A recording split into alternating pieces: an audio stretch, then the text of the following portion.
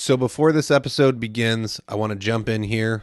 There's going to be another warning a little bit later, but I recorded this and the current schedule would have had it coming out in February. I sent this to somebody and had them give it a listen, knowing that it was content that was something they needed to hear.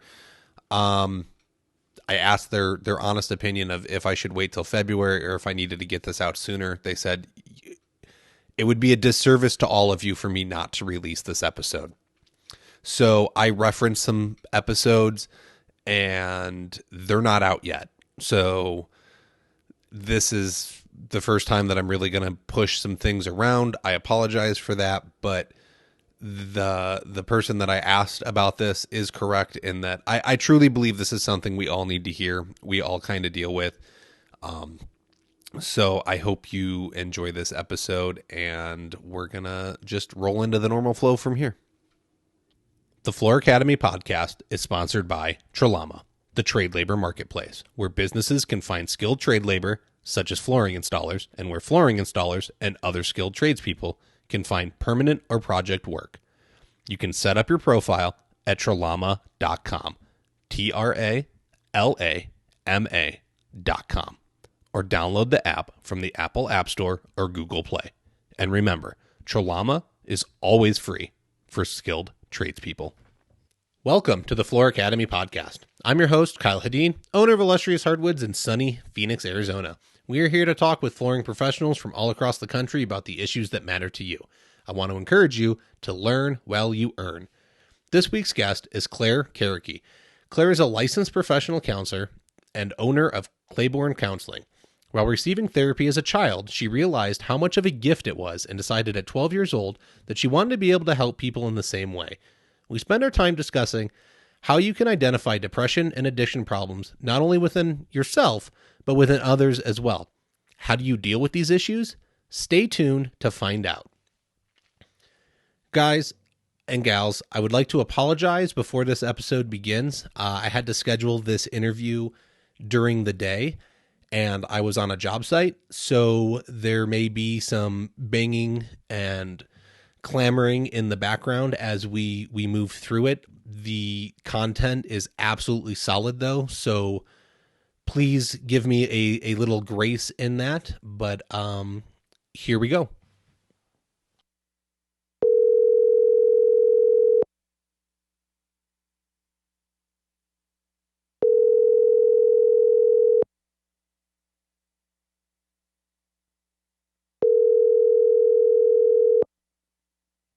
Claire Karakey, are you on the line? I am on the line and happy to be here. Awesome. Welcome. So welcome to the Floor Academy podcast. I'm very happy to have you. This is a little bit different because you aren't a flooring installer. And while that's not a first, I think tackling the issues that we're going to talk about are. So you're a counselor, and I want to talk depression and addiction issues in general and signs of identifying them. But it's because I see it as a big issue in the trades in general, but within flooring, like I've seen guys comment about some pretty devastating things, and so I want to get it addressed and try and get information out there. So why don't you give me a little background on you, who you are, what you do, how you do it, any certifications you may have, special training you may have, things like that. Absolutely. Well, Kyle, to even just kick this off, I just want to thank you for having me on your show today, and also for talking about this. I know you just recently shared with me that you put a post out and you got a lot of responses because you're right. This stuff is not talked about. And we think of, kind of the old school mentality of pull yourself up by the bootstraps and suck it up and just keep going. And, man, it really does. It can drive people into some dark places. Correct. And so, I just think this is a great topic. So thank you for having me. No, you're welcome. Well, Kyle, I started my journey as a special ed teacher, so you can also refer to me as Miss Claire today. Um, Okay, okay. I like it. My daughter has Down um, syndrome, so thank you.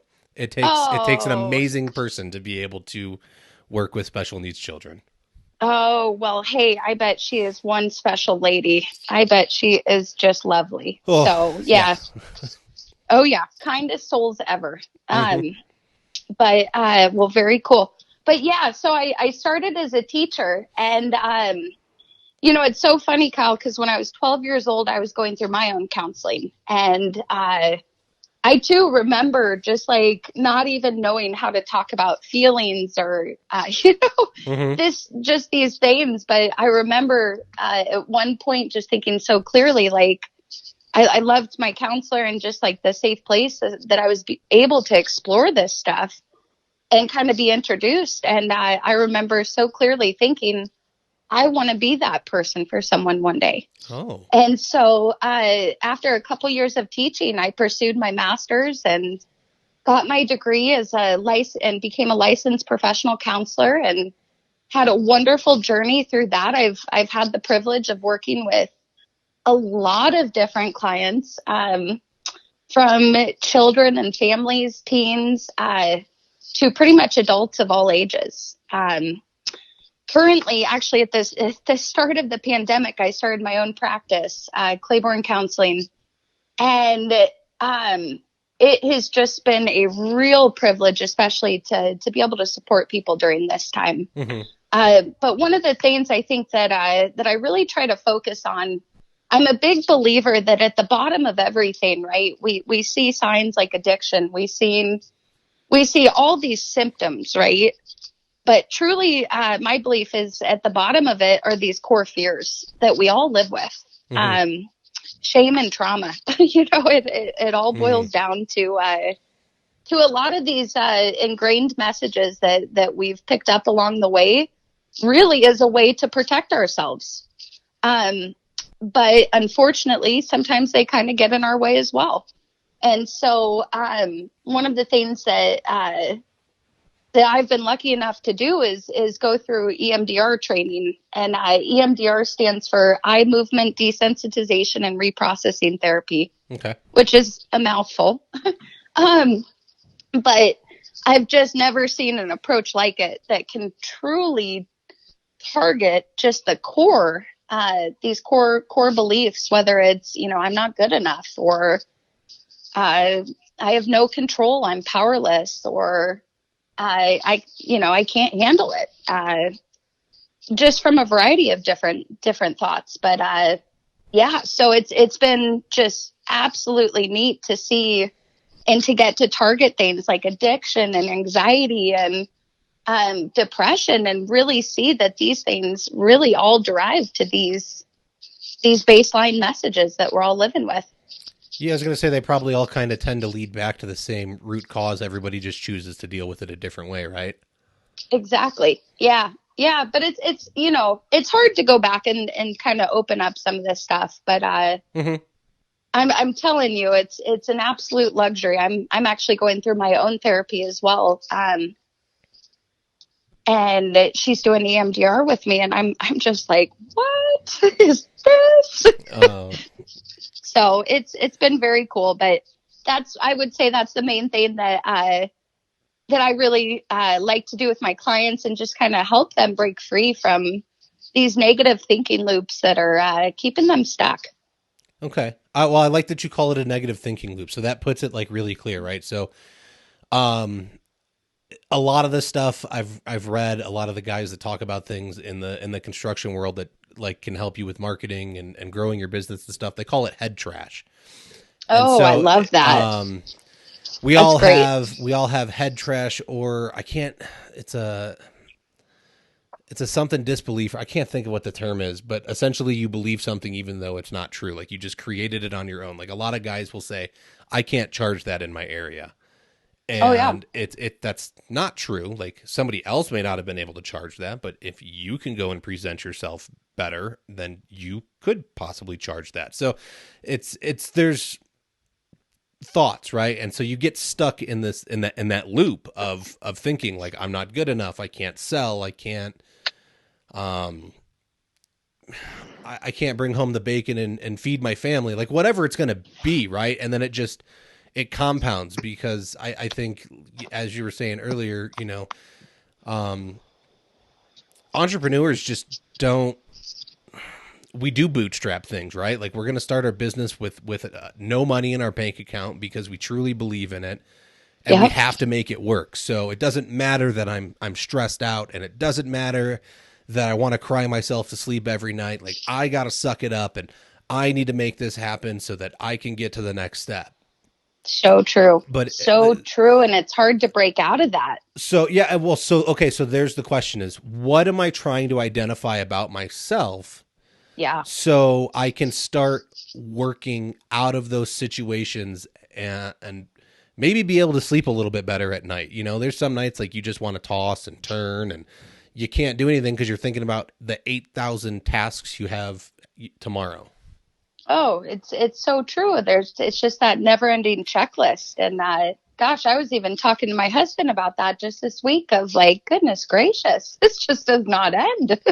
um, but yeah, no, it's very real. So you see, yeah. So I love how you said head trash, Kyle. That it could not be more true. And what's so funny is even though a lot of our logical brain knows these things not to be true, those negative thinking loops, and um, there's still parts of us that just keep driving Mm-hmm. and keep driving and pushing and don't let ourselves stop because maybe that means we're weak or we're not good enough or we're not worth it or yeah, it's just a sick cycle.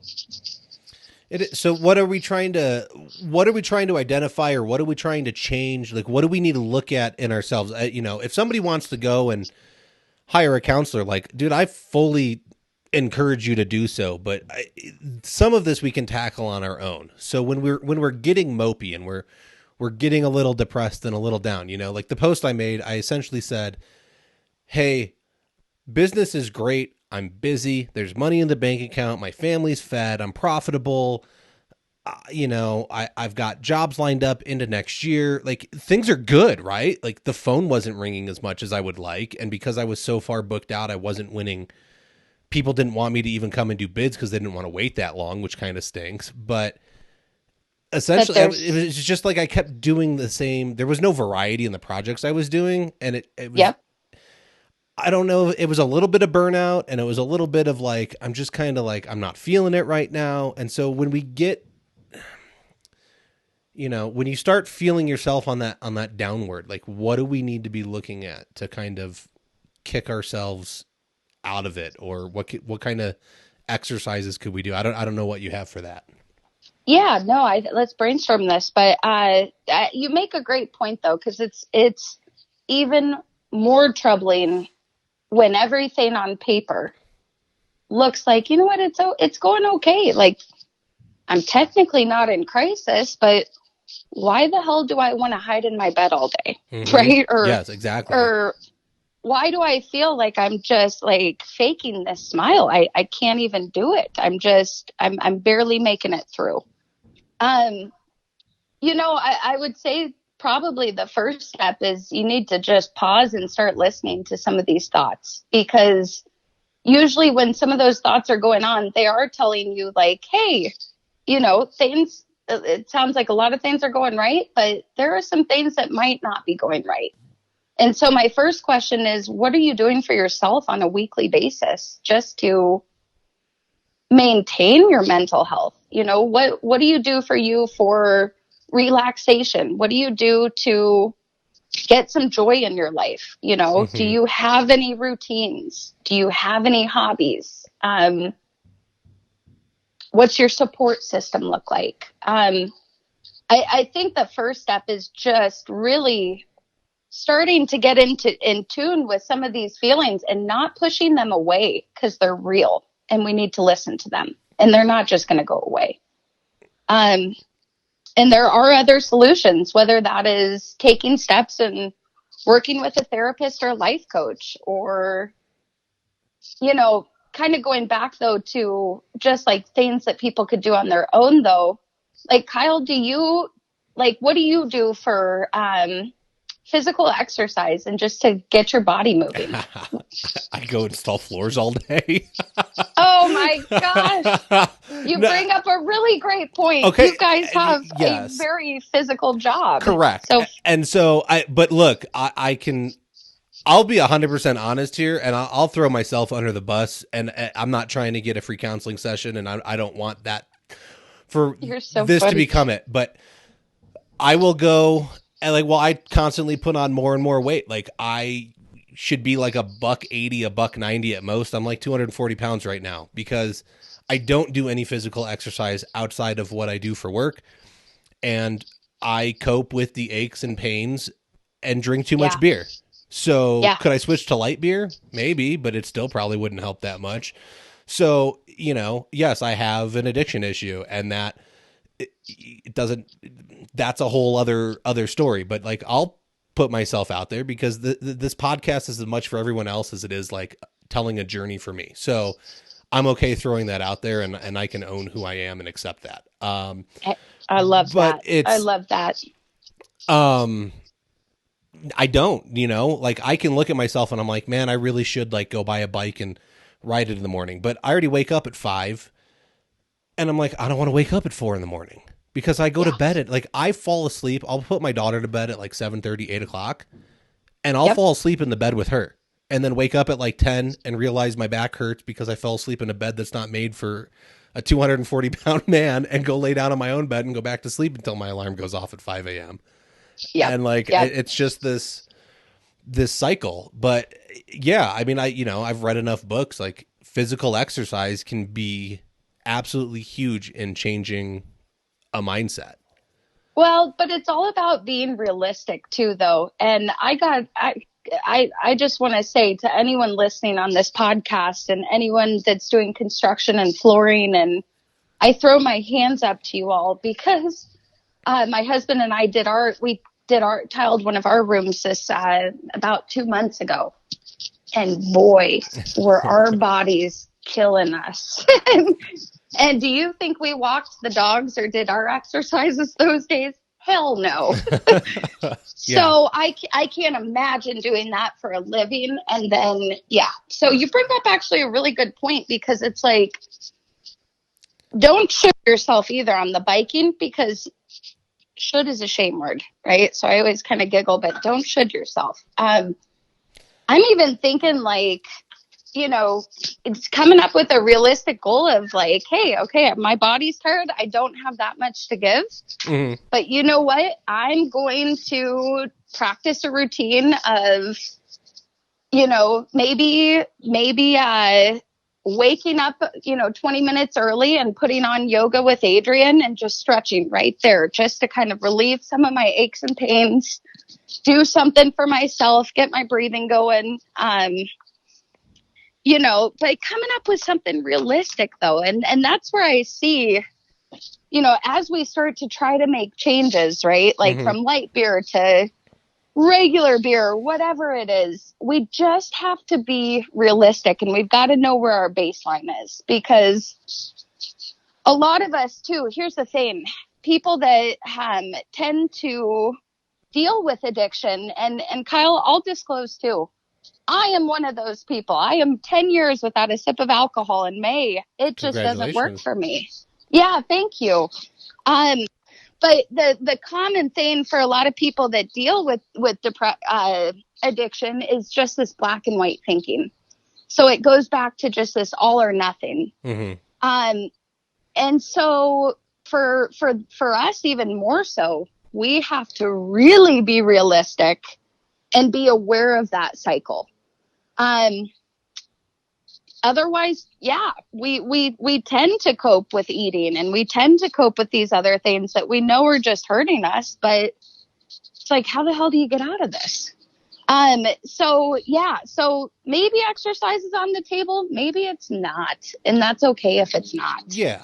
And I'm not saying I want to go to, trust me, I'm not saying I want to go to the gym and like do a full workout, but there needs to be more than what I'm doing it just work, right? Like even if it's a walk with the dogs, a short bike ride, like I know there needs to be something like you have to get yourself out of the routine you're in and do something a little bit extra.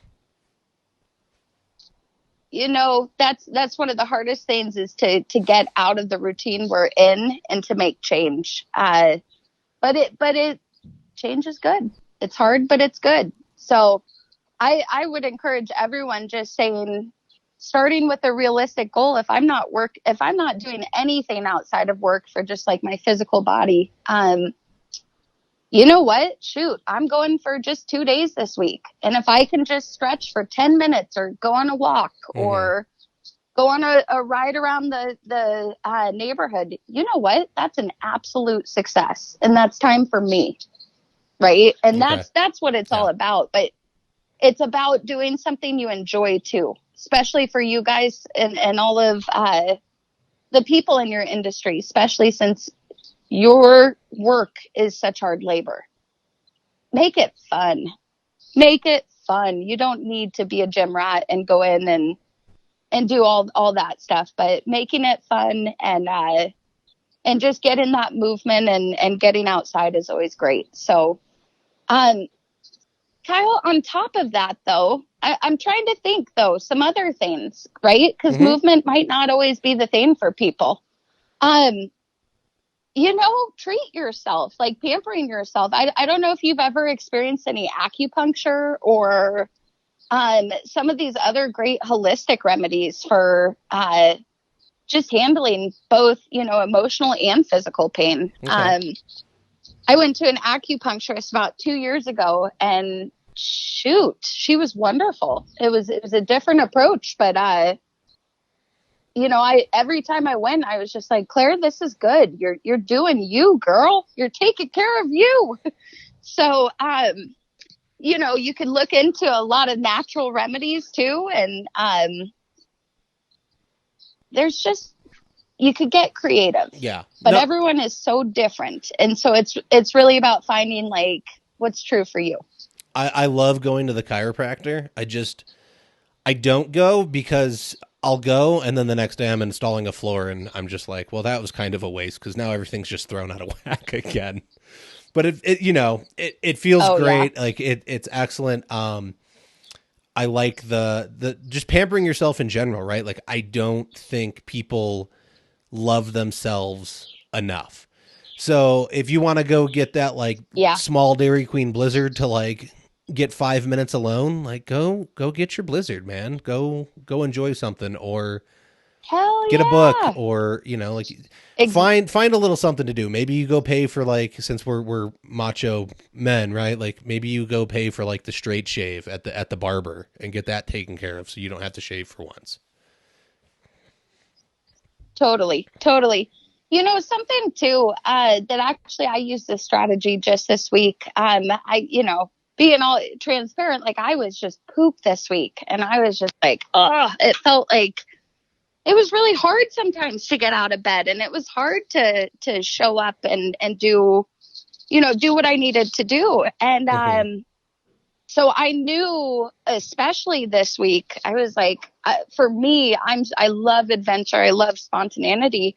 Super important. It's one of my core values. And Kyle, I planned a Christmas light extravaganza last night with my husband, and Okay. we drove around Central Phoenix looking for dream houses and looking at lights. And I knew that was coming. I looked forward to it. It was something too that was like, hey, this is going to be relief. This is, we're not doing work. We're not doing just typical things. This is just something for fun. Mm-hmm. And so even like planning things like that for ourselves is imperative. And just Yeah. thinking out of the box, because every week can be a little different for everyone. And so I think just the basic of just kind of gauging Monday morning, where am I at this week? How much do I have to give? Um, One of the hardest things is to turn off, that black and white thinking, like we had said. And it's like gauging it, learning how to gauge it. I'll never forget when I had a supervisor say, "Hey, Claire, you don't have to do 100% every single day. In fact, it's not possible." Ooh, And so, Kyle, that burns. That some hurts. days I've got 30% to give. Mm-hmm. And my job is to just be there with people and to do the best I can, right? And so I've been practicing kind of trying to rate, like, where am I at this week? What's going on? What's going well? What's weighing me down? And what are some things that I can incorporate, in my daily schedule to keep myself going and also let myself breathe. Mm. That's a scary thought, I think though. just self check-ins. Oh, yeah. Oh, it's a scary thought. I get it. I do. I think yourself, running your own business now, I think admitting that you can't put in 180,000% and you only have 30 is Yeah, a huge step to being able to grow. But I don't know that I I think a lot of people are going but to it's have hard to trouble get there. Yes, it's going to be a hard pill to swallow to say, okay, I just have to make it through today and get some sleep, and Yeah, I can do tomorrow, and I'll have more tomorrow. it's so true. It's so true. Though, Kyle, it's all about the stages of change and kind of where our readiness is. Because I was stuck in that for so long too, and even though like I kind of knew it, it was like I couldn't turn that off, and finally I kind of had to crash, and it happened to me last year, Mm. and that's when I started my own therapy, and I just will never forget my therapist saying, "Claire, your nervous system is shutting your ass down." And she said, and I'm telling you, there are times, right, that you can get it back, Mm-hmm. but if you keep doing this, it's going to crash, and there's a chance it cannot fully come back, right? And then we see chronic illness creep in, we see chronic pain creep in, we see all these things creep in, and it's like, I don't know, just hearing her say, "Hey, there are people that actually hit the point where they can't really come back from it." And that just was kind of like the red light for me of like, okay, Mm-hmm. Claire, like, yeah, this is going to be hard, and this is going to suck, and this is going to take me out of my comfort zone at times, but this isn't working. And so I've got to go back to the drawing board and figure out how to do this. And, Yeah. I talked about the stages of change, Kyle, when things are, when this cycle is first happening, right? Maybe first we're in pre-contemplative, and that means that whatever we're doing or pushing ourselves to the brim, it's not even on our register that is what is creating all of this emotional and physical pain, right? It's not even on our register. It's all we know what to do. We just do, go, go, go, go, go. I have no choice. I just got to do it, right? Mm-hmm. And then after a certain period, after whether it's, having multiple kind of negative thoughts and not wanting to get out of bed and finding, that I'm eating the whole tub of ice cream and I can't stop, right? Binge eating or not eating or, once we see that stuff, right, we can start to go into contemplative where it's like, okay,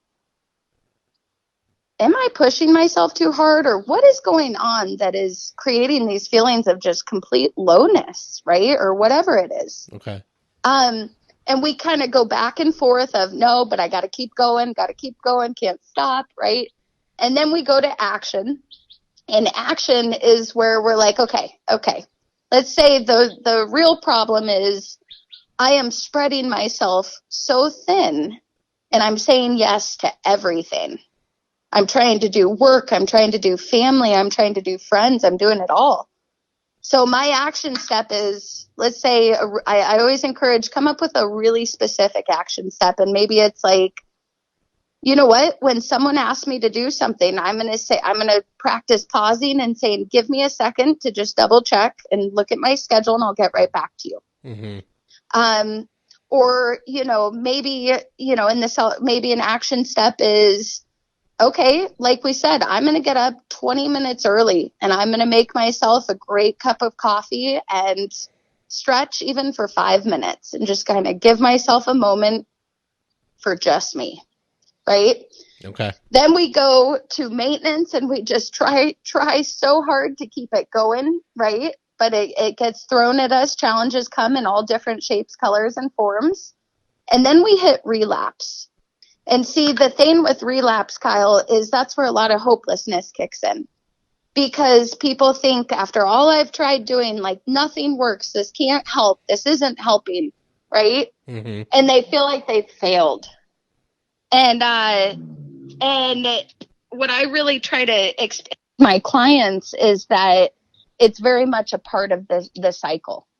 And that the more we go through it, the more, like, next thing we know, pre-contemplative is out. It's not even a question. We know that this is an issue, right? Mm-hmm. It's out. It's on our radar, right? Next thing we know, contemplative phase is out. Because it's like, no, I know that this is a contributing factor to what's going on and to either feeding my addiction or depression or whatever is I'm experiencing. Next, contemplative's out. And then you kind of float between, you kind of go between action, maintenance, and sometimes relapse. And yes, that can look differently in terms of addiction. But it's just the cycle of change. And so I think one of the biggest things is just being patient with yourself and letting yourself contemplate and sitting with some of these feelings, because they're really navigating you. Like, if I didn't feel pain, Kyle, and my hand was on a stove, I would not know to move it. Yeah. Like, we need these feelings. They navigate us. And so once we kind of tune in and start listening and play around with it and be patient with ourselves, and it's honestly, it's a daily process and it never ends. And we always have to keep up on it. I like it. So we need to sit back and we need to reflect every day at the end of the day and kind of see where we're at and own it and be okay with what's happening and address the things that need to be addressed. What I want to ask is, and you can respond to that, but I kind of want to change directions just a little bit, and not much though. I want to talk about being able to identify depression in other people. And like how, like, because I mean, you can hide it, right? You can go out, you can put a smile on, you can go through the motions, and I think a lot of people do that. But there's definitely times where, I've read stories on these online groups I'm in with other flooring guys across the country, and like their partner has just up and committed suicide out of nowhere, like their business partner. And then what do you do? Like, how do you get their spouse paid off, or does the spouse participate in the business? Like, there's just so many questions, right? But they never even knew something was wrong. Or maybe it's your employee, right? Like this younger kid or this man comes to work with you every day, leads a crew for you. Who knows? Like, there's so many different options, right? A salesperson in your store, and they're out there doing their job, they're making their money, they're hitting their numbers, but maybe they're just like, they're really down and out. So, I want to make sure that we have the skills to try and identify these things and get people the help they need, because like you said, even within ourselves, we don't want to identify it. So if somebody else is pointing it out, like, hey, you might really have a problem and we need to work on this, because I want you to be better.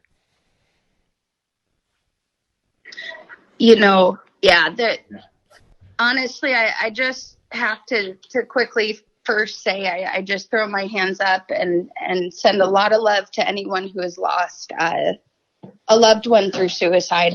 There are really no words. It's devastating. And so it's a real thing though. And that's a great question on how do we kind of identify some of this within the people that we love the most. And that's, I think one of the most sinking feelings is watching people we love fall and there's nothing that we can do to help them.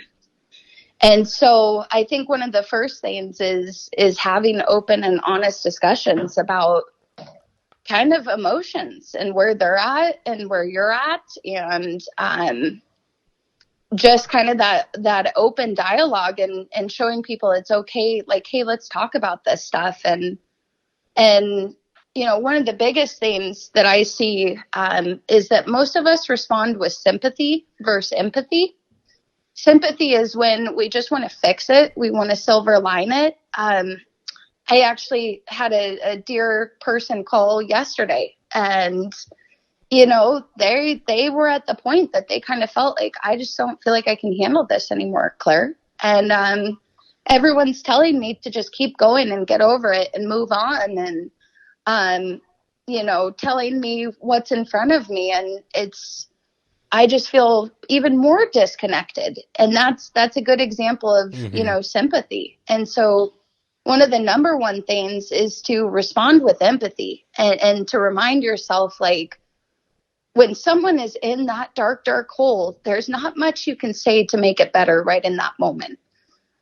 What's really going to help them and make it better too is just being with them and letting them know, like, hey, I see you. And I am so glad you shared this with me. And, I'm here to brainstorm with you. What are some steps we can take to walk through this journey together? What can I do to support you? And I also think too, for a loved one, or for even just a friend, and seeing a buddy, going through something, making sure that you have support as well.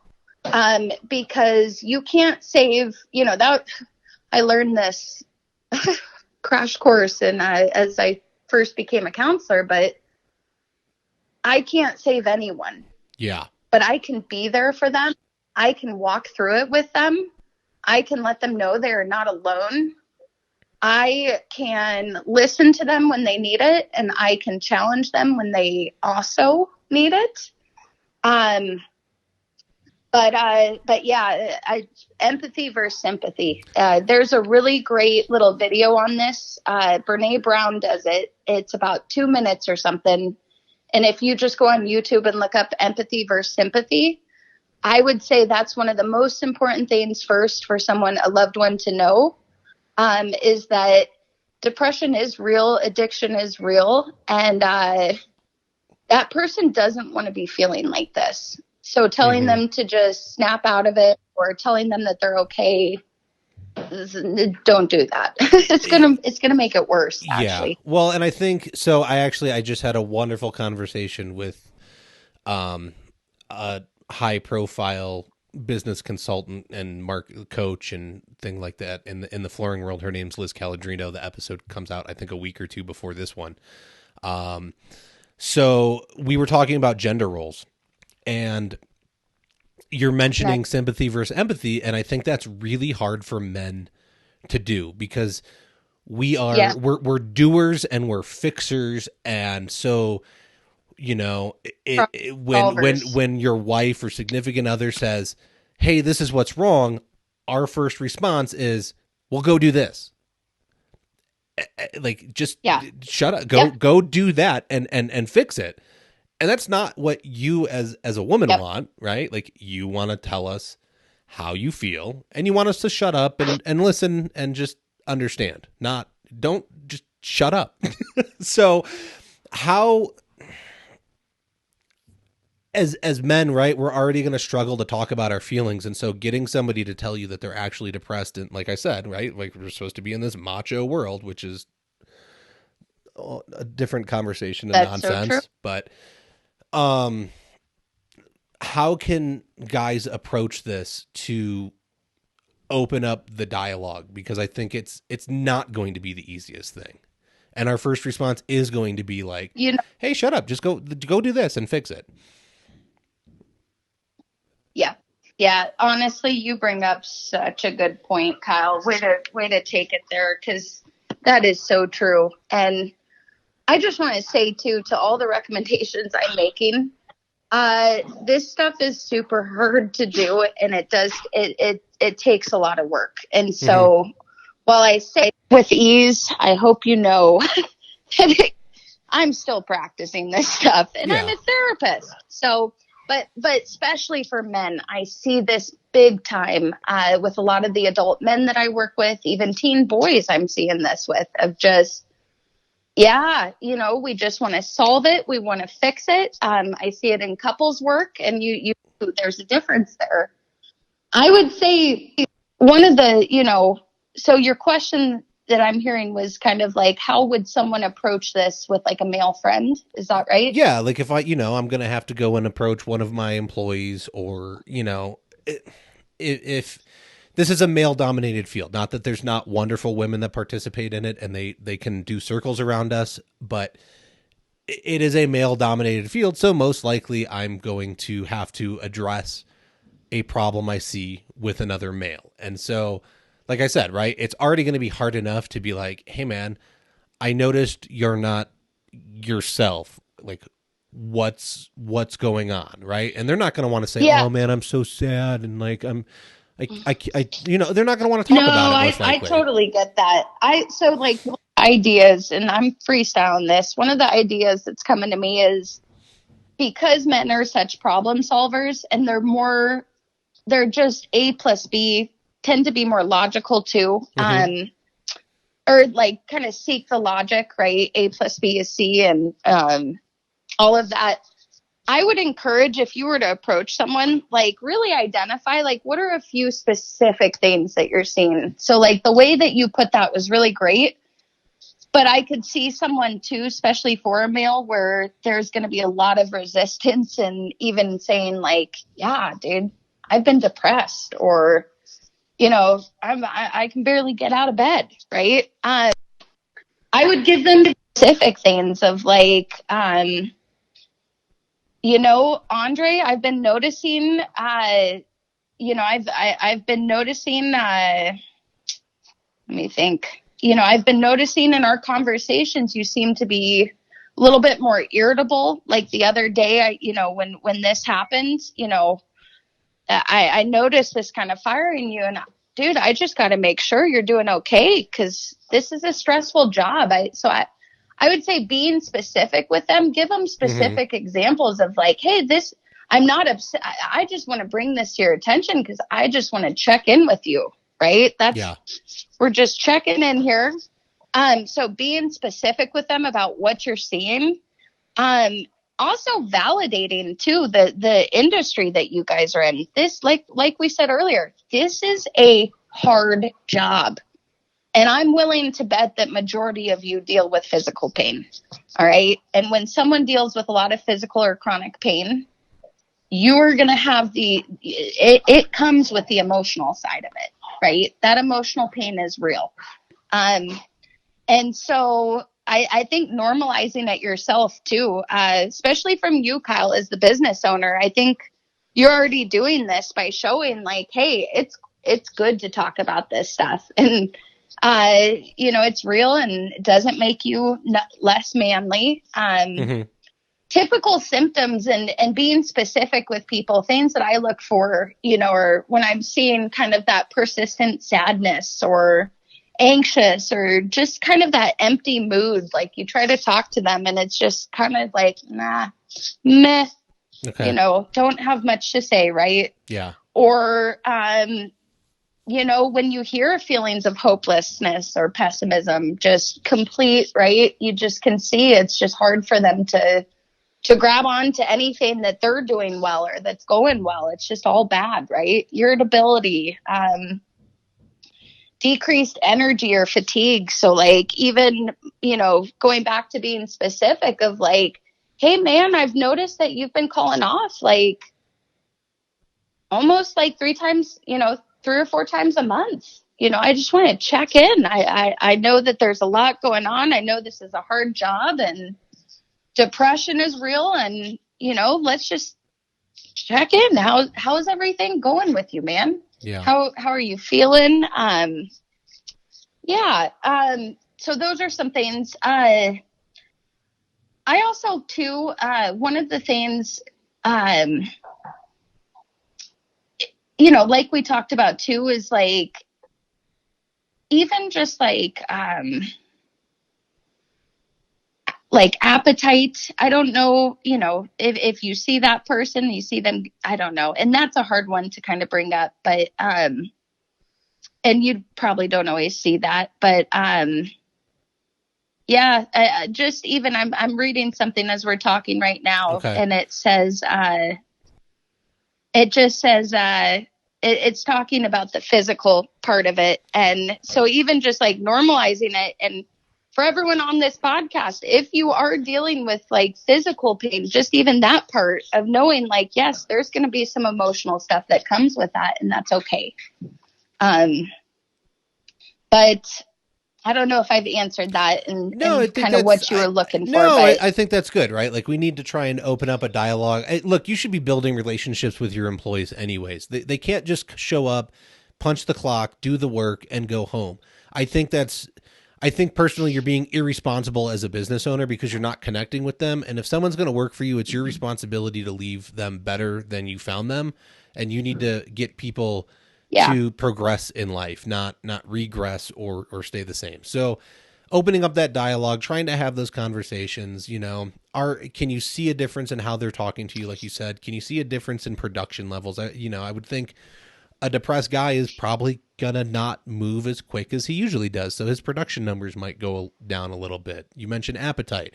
Did he used to eat lunch every day, and now he's like just working through the day? And look, I get it. We work in construction. A Yep. lot of guys don't take lunch. I try to because it is going to be healthier long term. But if they did usually take a lunch break and they've stopped, and it's not just like because of a crunch project in this week long thing, and it's been a month, 2 months, maybe there's an issue. So I get it, try and open up and talk to them. I think that's all really great Honestly, to stuff. all, Go ahead. well, and to all business owners, I think honestly in the hiring process, and just as like even like incorporating that somewhat in like a monthly, or especially because the rates are so high, having that talk too with the team of like, yo, let's check in. Mm-hmm. How are we, and making sure as the owner that, yeah, your people, you're taking care of them, and that they know that it's okay to come to you with what they're dealing with. I'm always so grateful when my clients have, either when they have companies that they're working for that really prioritize this stuff and talk about it. Mm-hmm. It just all starts with talking about it. I think the thing too to recognize for the person that's bringing up the conversation is like, it's okay that it might feel awkward, and it's okay that you may not know how to go about it. And it's also okay to lead with that and just say, hey, last thing I'm trying to do is make you feel uncomfortable. I just really care for you, and this is what I'm noticing. Yeah.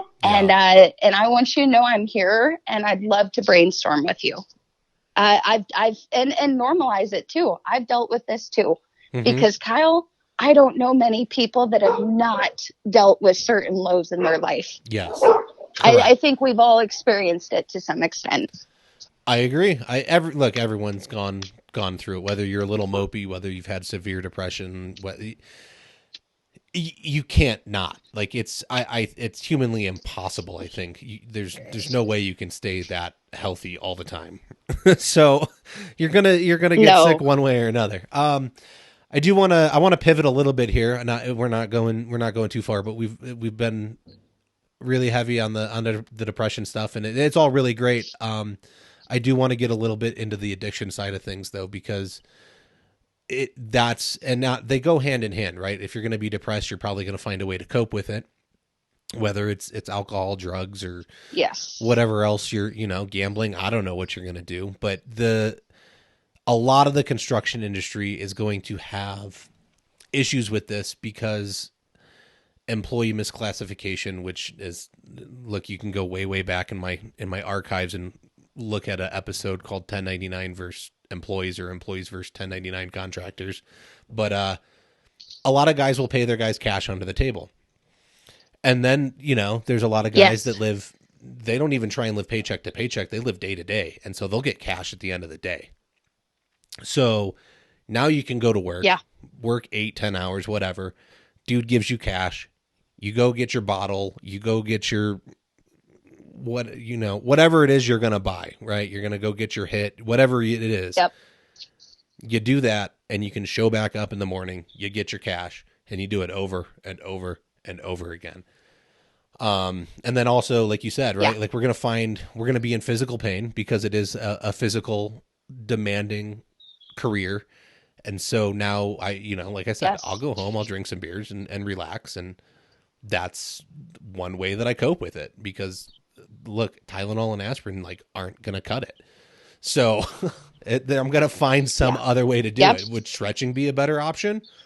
Probably. Would dealing with like emotional feelings, because you said they're connected, probably be a better option? That would probably help. So we're opening it up. We're finding more options. But how do we need to address what we're seeing in other people? How do we address these things within ourselves? It's going to be really prevalent throughout the flooring industry, but construction in general. Yeah.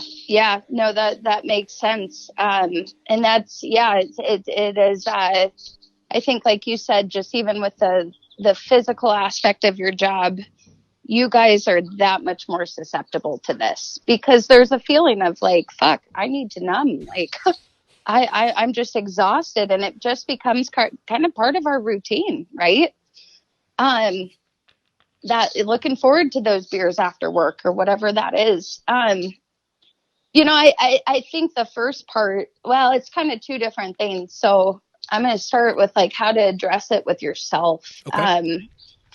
Typically I tend to, like, one of the things, I'll even use myself for example here. When I kind of knew that it was a little bit more than, that it was a problem for me and that I was kind of using substances in an unhealthy way. I realized it because I would have, I would have a hard time limiting it.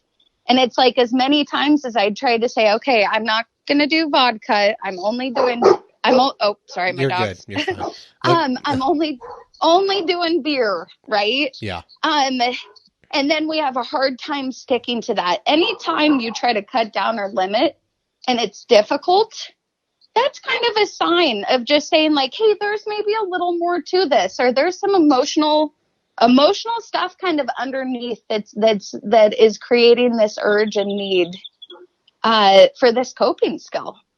And so I kind of look for that. Especially too, if, when we notice like how much you're looking forward to it, or if you notice yourself kind of counting down the clock, and saying, God, when is it? You always hear when at 5:00, right? Yeah.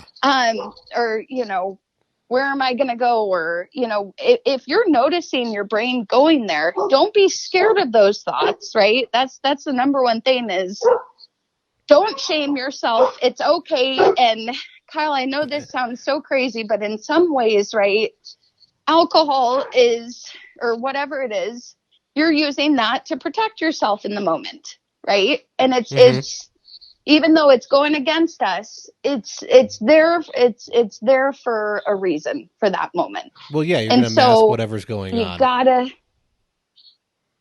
exactly. And so I think though, in order to beat that, we've just got to not be afraid to just listen to where our thoughts are at.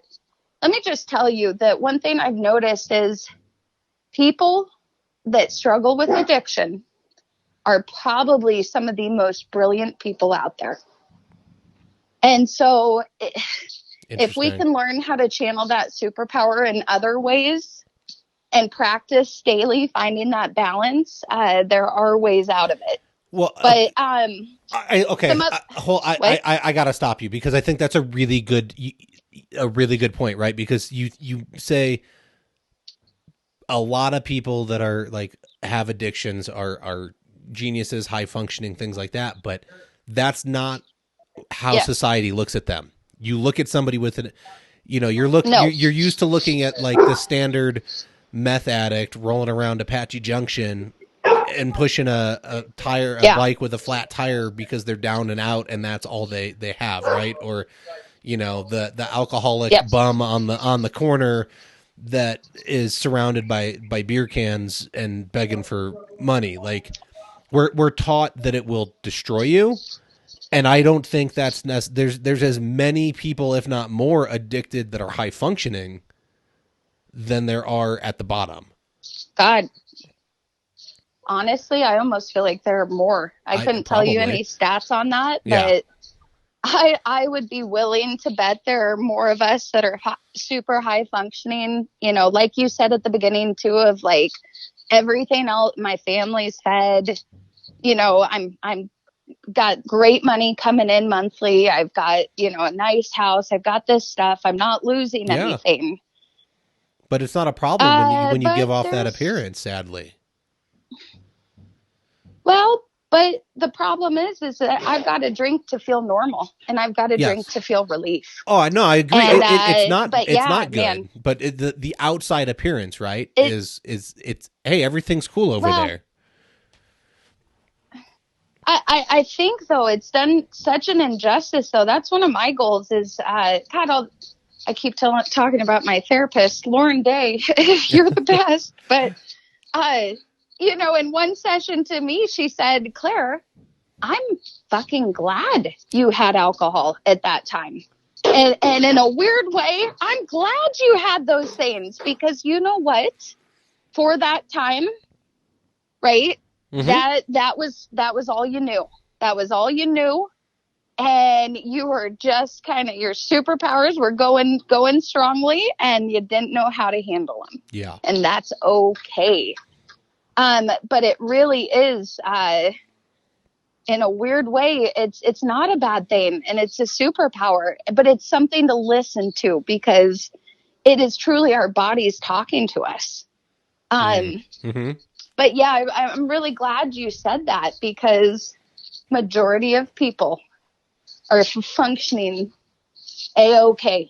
Yeah. But Well, there's just still that missing void. on the outside, right? Because we're masking something with this addiction. So Yes. let's use you as the example. I'm sure you'll be okay with this. So what are the new coping Yes. mechanisms since you're 10 years clean, right? Like, if it was I'm upset and I can't handle this situation, and you would hit the bottle and drink the beer or whatever you were going to do, now what is the step that prevents you from going there to just kind of shut it down, and then you can reset in the morning and ignore it and move on? Yeah. Well, here's the thing. So there's a lot of different types of drinkers. There, you know, for me, I didn't drink often, but when I did drink, I would overdo it. Mm-hmm. I just had no limit and I would experience blackouts, right? And that was super scary, especially for a young female. And it's like, okay, Claire, Yeah. this is not good.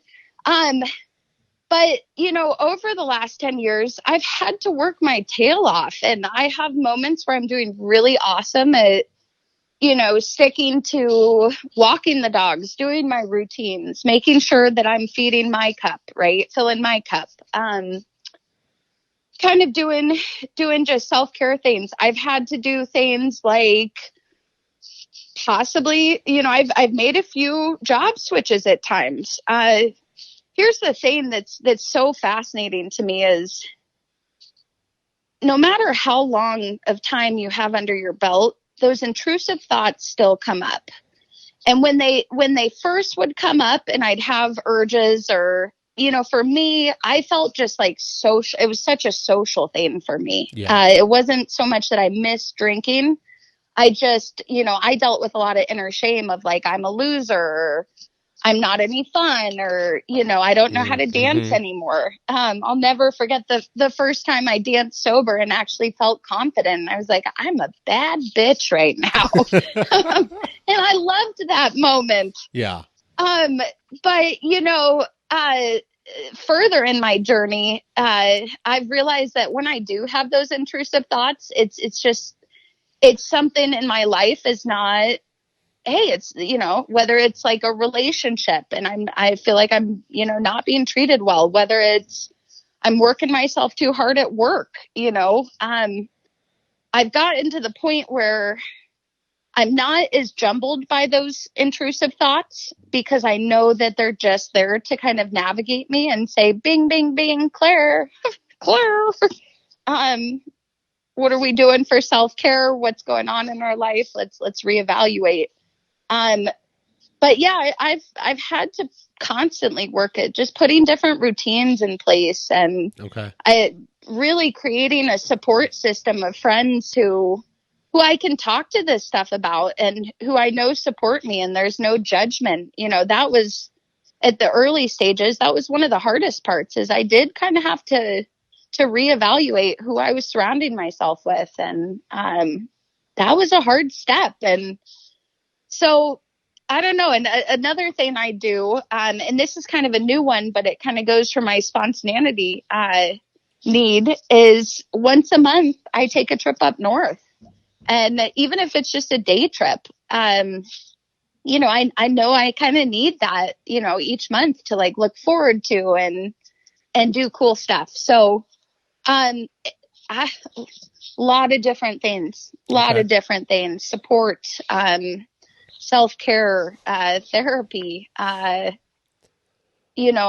And there are so many different great programs, kind of around the AA and Al-Anon and, a lot of brilliant people that are working their asses off every day to fight for themselves. Yeah. And so the best thing you can do is,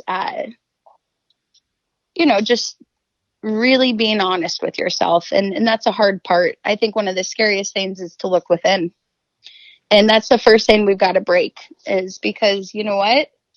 You deserve to look within and you are good and you're not a bad person. And, these thoughts don't make you bad. I don't know anyone that doesn't deal with some intrusive thoughts. Mm-hmm. I would But say they're that navigating us. I would think like I worked by myself for, oh, I don't know. Well, just in construction in general, you're usually kind of doing a task by yourself. If somebody else is there, you could be on opposite ends of the house. I think like you get a lot of Yeah. interpersonal reflection time. It can almost be scary. Like if you actually use that time and start dealing with the thoughts running through your head, you can get in a really scary place and know yourself very well. But like you said, now you've got to find a good support place. You've got to change some routines around. Yep. It's not necessarily a bad thing to like have that reflection time. You need it, but now you have to actually act on it. And I think that's, like you said, that's going to be the hardest step, right? Like you have to admit, okay, I have to make a change. So how do I make it? You got to admit that, but you got to say your story out loud too, to people that are safe, not to everyone. There's a big difference in trusting people and getting to choose who we trust. Okay. And, it's unfortunate, but I've learned that not everyone is safe to trust. And so, yeah, it's all about kind of, I love what you say about the support because it's about finding that network of people that you can be transparent with and start talking your story out loud. Because sometimes we run into even more trouble when we just leave it to ourselves to figure this all out. Kyle, the way that our brains work, right, is story is how we connect. It's how we communicate. It's how we teach, we learn. Everything is through story, right? And the first things that our brains look for is the story, right? What's going on, right? And this could even be a nonverbal. Like if say you and I are walking and you give me a dirty look, right? Yeah. Right away, my brain is taking me down this loop and it's taking me down all my shame, all of my stuff of like, thoughts of like, oh, did I do something wrong or what's his problem? Why does he not like me or, whatever. Yes. Because my brain is actively seeking a chemical release, right? But the problem is that the stories that we tell ourselves don't have to be true to get that chemical release. And so, this gal tells a story about walking out of a Monday morning meeting with her team, and she's walking with her lead assistant, and the gal, she looks at her and goes, God, what a great meeting. And the gal goes, kind of scoffs and makes a rude noise or whatever and walks off. And so this gal goes to her office, and her first step was to just kind of rumble with her story, right? Um, and she just heard all those shame things of like, am I a bad boss? Is she leaving? Right? Fear of abandonment creeps in. Like, we have some deep fears, man. Yes. This stuff's real. But all those things start going through her mind. And so she's like, okay, I've got to challenge this. I got to say this story out loud. I cannot leave it up to myself. Otherwise, I'm going to come up with one of these stories. I'm going to believe it. And then it's going to color how I'm interacting with her, how I feel about myself. It's going to color it all. And I'm screwed.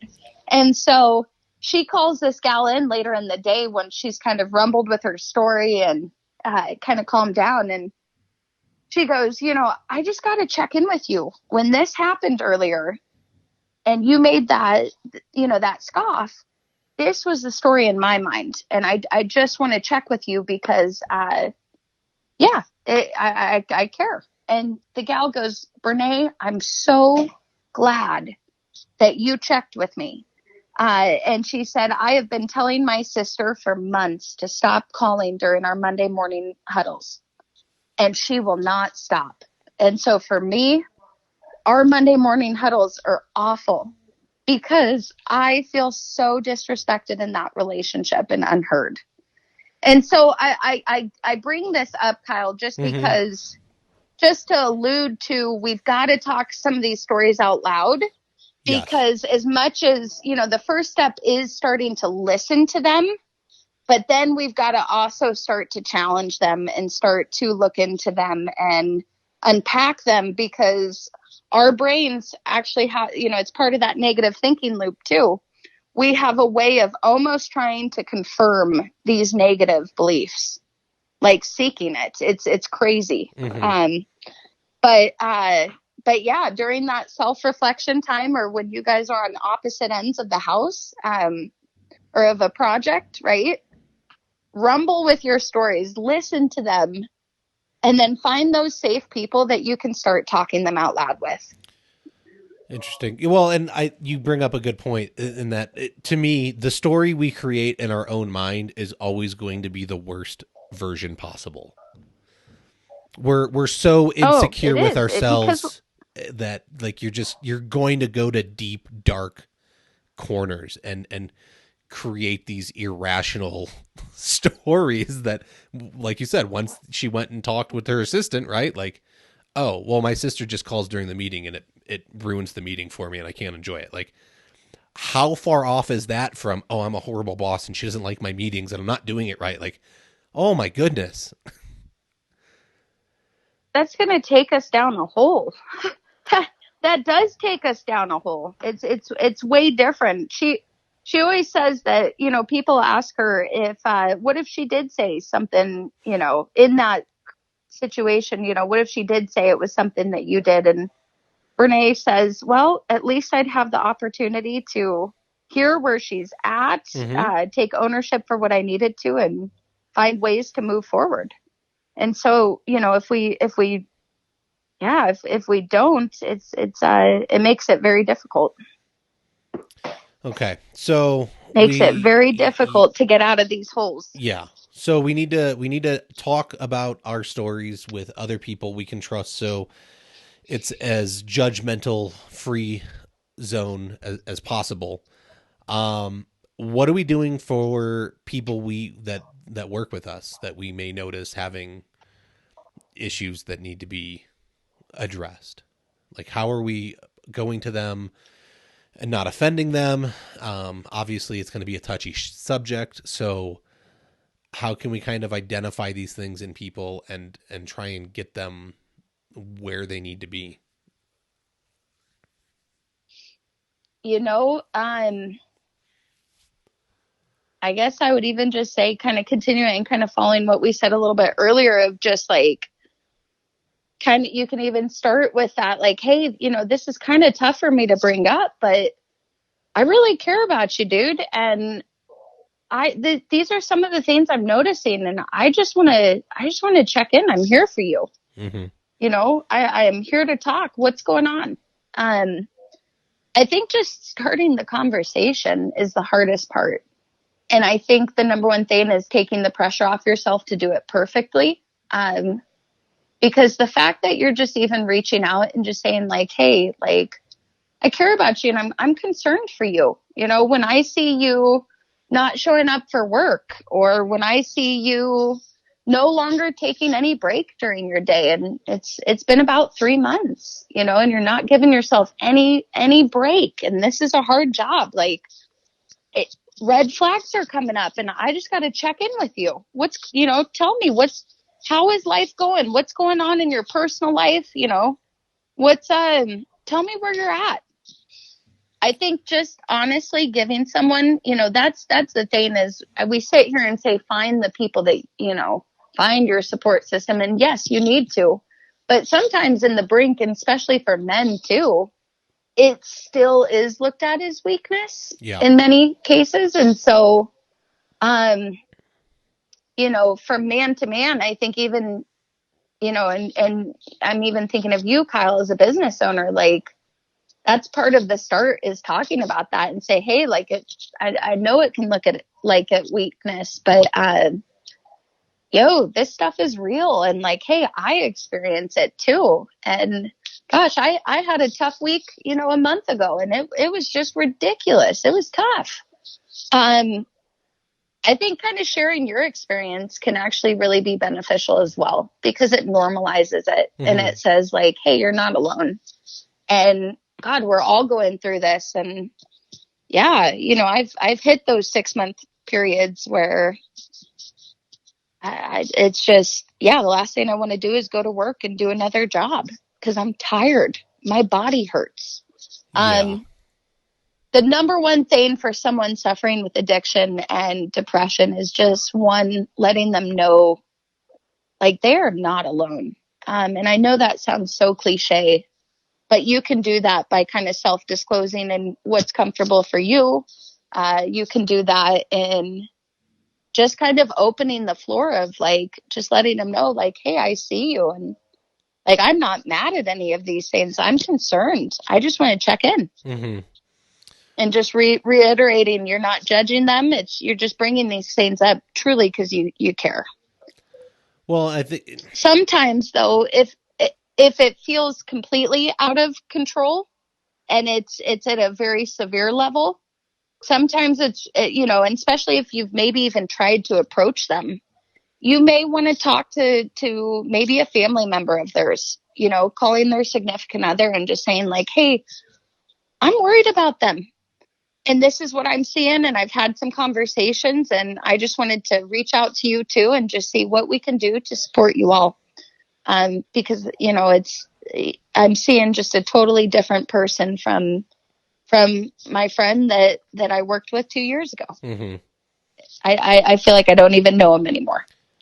Well, it's so sometimes reaching out to the significant other is needed.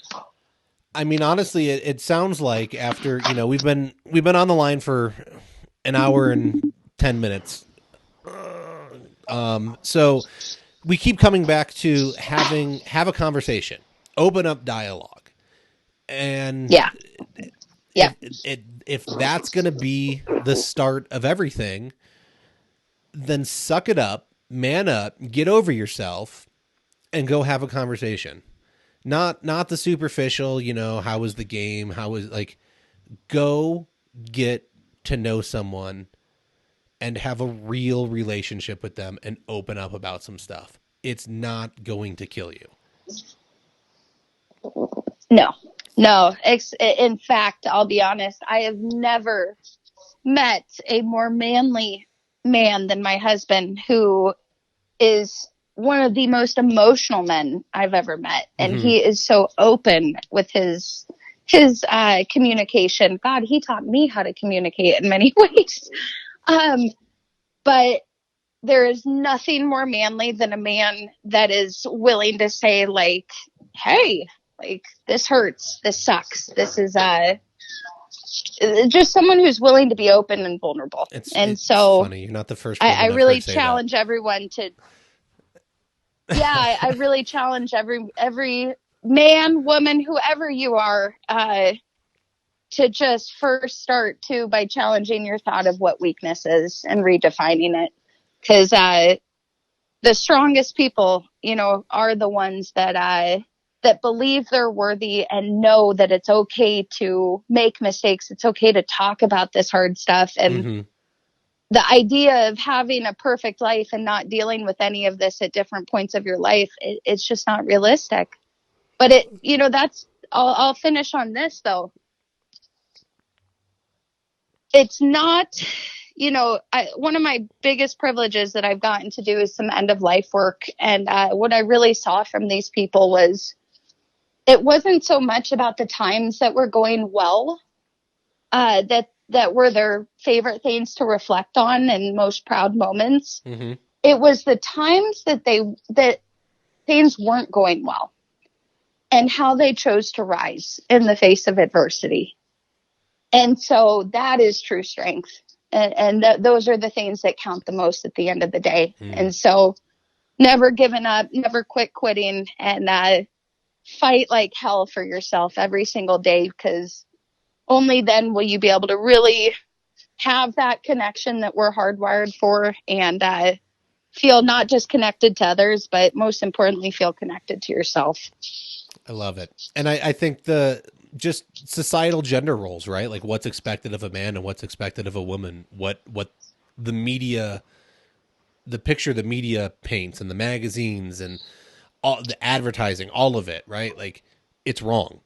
So if you, right, Yes. like you just said, my husband he's so attractive to me because he can open up. So why isn't this what's taught He within lets me in. homes instead of, you know, go fix the car with your dad and be strong and just provide? Like it's so crazy. So just know that you'll probably make it further in life if you're willing to be a little vulnerable. Oh. Well, just remember when you're being vulnerable with safe people, it Mm-hmm. means you're being, and with yourself, it means you're being brave. Mm. Right? Mm-hmm. The definition of courage is to let yourself be seen with your whole heart. And yeah, there is nothing more attractive than a man that will step into the arena and admit his strengths and weaknesses and fight like hell to yeah, especially for the men and their significant others too. I'll tell you that in a lot of couples work, I see this is such a repeating pattern with men and women. And, you know, 30 years down the road, there's almost this disconnection because nothing was ever shared. Yeah. Like they were never on the same page, you know, and they both went off with their own stories of like, they don't, you know, he doesn't care about me, or he doesn't respect my advice or want my advice, or, you know, people walk off with those stories and then it just drives a wedge. Mm-hmm. And that's not what you want either. And so you're actually going to do a lot more good work by just opening up with those people in your circle and letting them know where you're at, and you know, challenging your stories with them and asking for help. And yeah, it's a great strength. So It is awesome. Thank you so much. Where can you're willing to do telehealth? Correct. You will do phone conversations and help people that way. hey, I absolutely will. Okay. And I'm actually, I've got a real low trafficked office. I'm located over near Gainey Ranch community in Scottsdale.